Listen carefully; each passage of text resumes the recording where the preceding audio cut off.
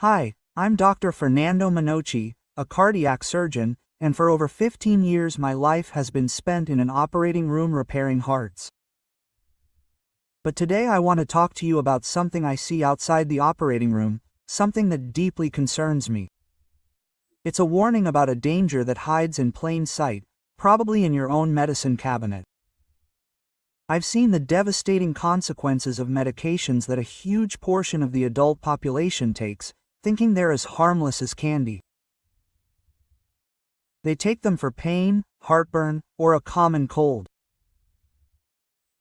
But the reality that I see in my patients is that some of these drugs, far from helping, could be silently weakening the most vital muscle we have, the heart. I'm not talking about strange treatments or experimental drugs. I'm talking about over-the-counter painkillers, stomach protectors that are part of the morning routine, and simple decongestants. Scientific evidence and my own clinical experience paint a worrying picture. Without knowing it, many people over 60 are increasing their risk of suffering serious heart problems. My goal today is not to scare you, quite the opposite. It's to give you clarity, to give you the knowledge so that you can protect yourself and take charge of your health. Because the real danger is not the disease, but the misinformation about the risks we run. Below, we're going to break down the 5 types of commonly used medications that pose a risk to the heart health of our seniors. I'll explain why they're dangerous, how they work, and most importantly, what you can do about it. Stay with me because this information could literally save your life or the life of someone you love. Section 1. The hidden danger in pain relief. Nonsteroidal anti-inflammatory drugs, NSAIDs. Let's start with the most common group of medications in any household, nonsteroidal anti-inflammatory drugs, or NSAIDs. Names like ibuprofen, naproxen, or diclofenac will surely ring a bell. They're our first choice for a headache, a sore back, or arthritis pain. They are effective, no doubt about it, but using them without control, especially if you are over 60 or have heart problems, is like playing Russian roulette. The medical community has known for years that these seemingly benign pills have a dark side. The US FDA itself required clear warnings about the risk of heart attacks and strokes back in 2005. Let me tell you about the case of Roberto, a 72-year-old patient of mine who loved gardening. He suffered from osteoarthritis in his knees and took diclofenac almost daily to relieve the pain. One day, while tending to his rose bushes, he felt exhausted, short of breath, and his ankles were swollen to twice their size. In the emergency room, we discovered that he was suffering from acute heart failure. His heart, which was already working extra hard due to his age and mild hypertension, simply couldn't take it anymore. The trigger was not a new heart problem, but the continued use of this harmless anti-inflammatory. How can something so common be so dangerous? The mechanism is subtle. NSAIDs block enzymes that reduce inflammation, but in doing so they also interfere with substances that protect our kidneys and blood vessels. This has 2 disastrous effects. First, they cause the body to retain salt and water. Think of your heart as a pump. If there's suddenly a lot more fluid in the pipes, the pump has to work overtime. A young heart can handle it, but one that's already stiff with age or struggling with high blood pressure can become unbalanced, as Roberto did. Second, NSAIDs can constrict blood vessels and raise blood pressure. Even if you're not hypertensive, regular use can raise it. And if you're already taking medication for your blood pressure, NSAIDs can cancel out its effect, sending your blood pressure soaring without you even realizing it. It's important to understand that the risk depends on the dose and the duration. Drugs like diclofenac and ibuprofen in high doses, 2,400 milligrams per day, are the ones most associated with problems. Low-dose naproxen seems a bit safer, but the risk is never zero. And if that weren't enough, if you take low-dose aspirin to protect your heart, Some NSAIDs like ibuprofen can actually cancel out its protective effect. So what do? The solution isn't to just endure the pain, it's to talk to your doctor. Ask, "Doctor, given my history, what's the safest option for me?" There are alternatives. Sometimes acetaminophen is enough. Other times, anti-inflammatory creams or gels that act locally are a great option, and if an NSAID is absolutely necessary, the rule of thumb is to use the lowest dose for the shortest possible time. Section 2, the false protector, proton pump inhibitors PPIs. We've come to number 4, and this one will surprise you because it's known as the stomach protector. I'm talking about proton pump inhibitors or PPIs. Omeprazole, pantoprazole, lansoprazole. They're some of the best-selling drugs in the world. Millions of people take them every morning, almost as a ritual for reflux or to protect their stomachs from other medications like the NSAIDs we just looked at. And here's the irony. The medication you're given to protect you from one risk may be creating another one through the back door. Let me tell you the story of Elena, 68, who was prescribed omeprazole for chronic reflux. She was told to take it for life. Her heartburn disappeared and she never questioned it again. Years later, at a checkup, her EKG showed something strange. A blood test revealed the cause. Her magnesium levels were through the roof. Magnesium is the guardian of the heart's rhythm. When it's lacking, the heart becomes electrically unstable, like an orchestra without a conductor, and dangerous arrhythmias can develop. The cause of Elena's deficiency: chronic use of omeprazole. PPIs reduce stomach acid, but that acidity is crucial for absorbing nutrients. When it's suppressed for a long time, magnesium absorption plummets. But it doesn't stop there. There's something even more concerning. Several observational studies have found an association between PPI use and an increased risk of heart attack.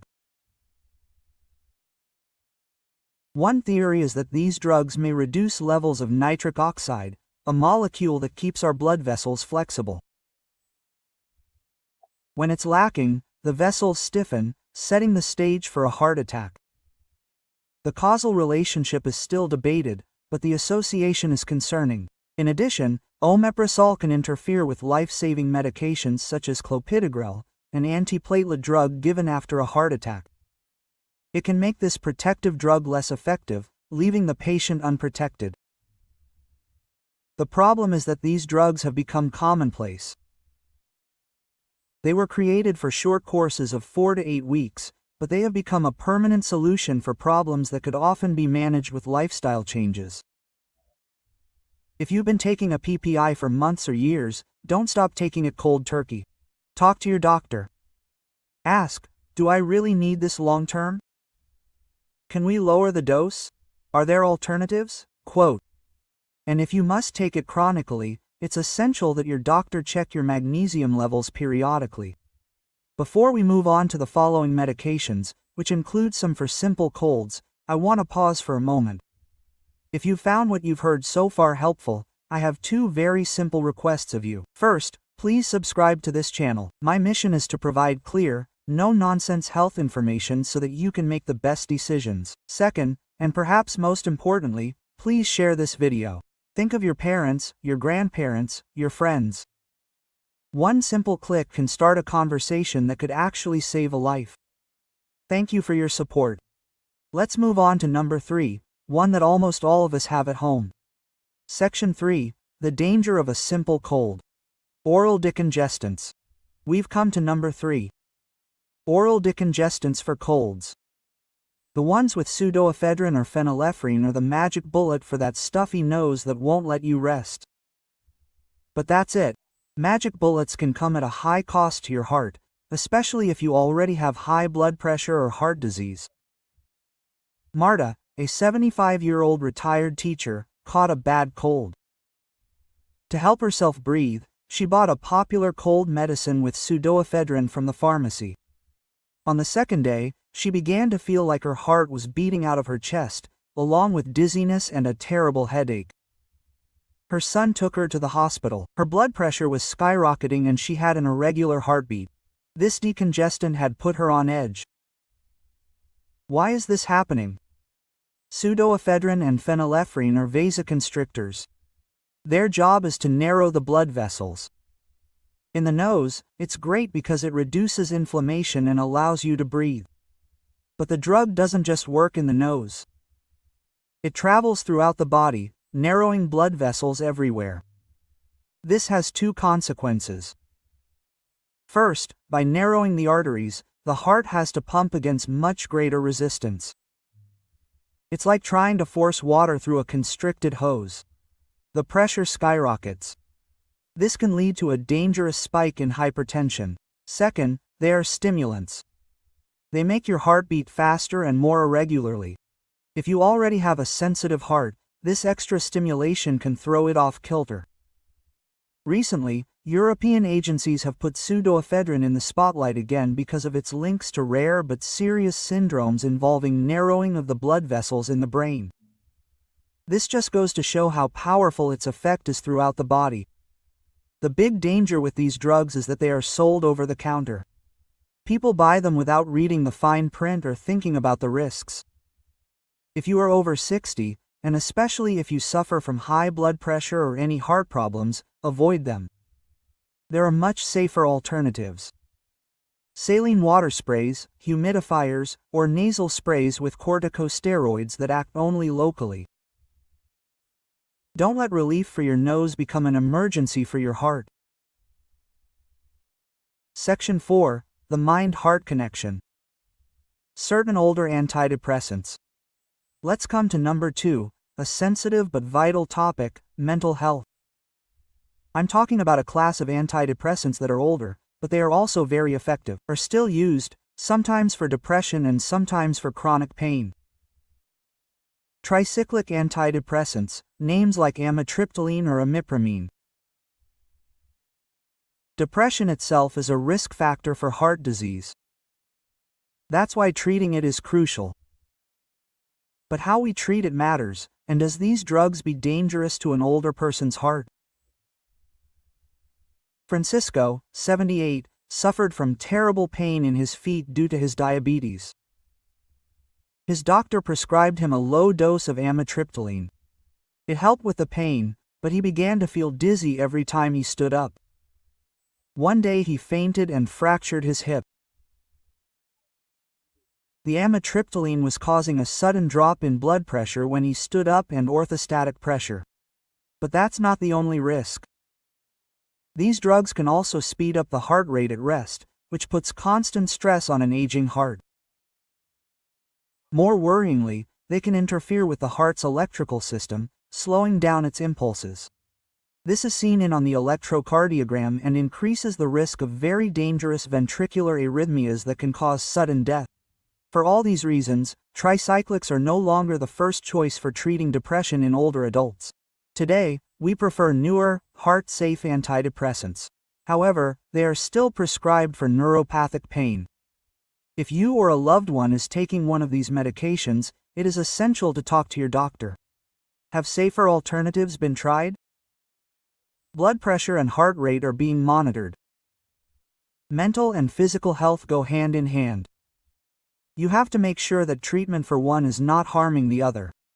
Section 5. The unexpected risk of calcium. Calcium supplements. And that's number 1. This is perhaps the most controversial and debated point, but it is my duty to share the concern that exists in the scientific community. I'm talking about calcium supplements.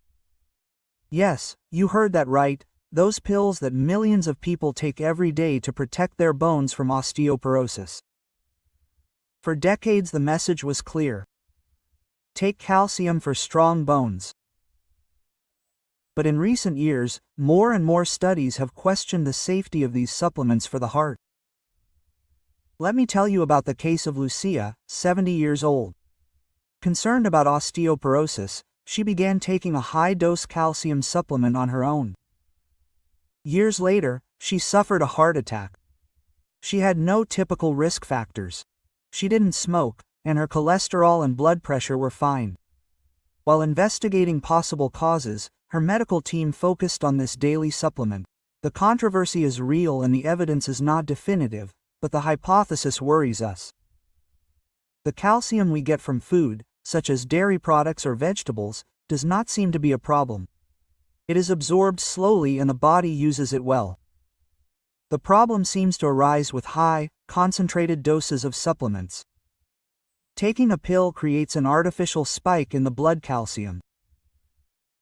The body can't use all that calcium for the bones, and the excess has to go somewhere. The main concern is that it will build up on the walls of the arteries. This process, arterial calcification, stiffens the arteries and can contribute to the formation of plaques that cause heart attacks. Some large studies suggest that calcium supplements modestly increase the risk of heart attack, while other studies have found no such link. The evidence is mixed, and for people with known osteoporosis, the benefits may outweigh the risks. But the lesson is clear: more is not better. The safest strategy is to get your calcium from your diet. If your doctor thinks you need a supplement, never start taking it on your own. It's a medical decision that should be weighed against your bone health and, importantly, your cardiovascular risk. Today, we're uncovering the hidden side of 5 common types of medications: anti-inflammatories, stomach protectors, decongestants, certain antidepressants, and calcium supplements. My main message is not to panic, not to stop taking your medications. Doing that on your own would be very dangerous. My message is one of empowerment. You now have valuable information that many people don't know. You know that your arthritis pill can put a strain on your heart. You know that your stomach protector could be affecting your heart rhythm. You know that a simple cold remedy can be a risk. Use this knowledge to become active partners in your own health. The next time you see your doctor, come prepared. Bring a list of everything you're taking, including supplements and vitamins, and ask clear questions. Doctor, I've read that this medication could pose risks to my heart. Is it still the best option for me? Are there safer alternatives? Should we check something like my blood pressure or get some lab work done? Every treatment is a balance of benefits and risks, and that balance changes as you age. Your heart has worked hard for decades. It deserves the best care. Protecting it is the best investment you can make in your future.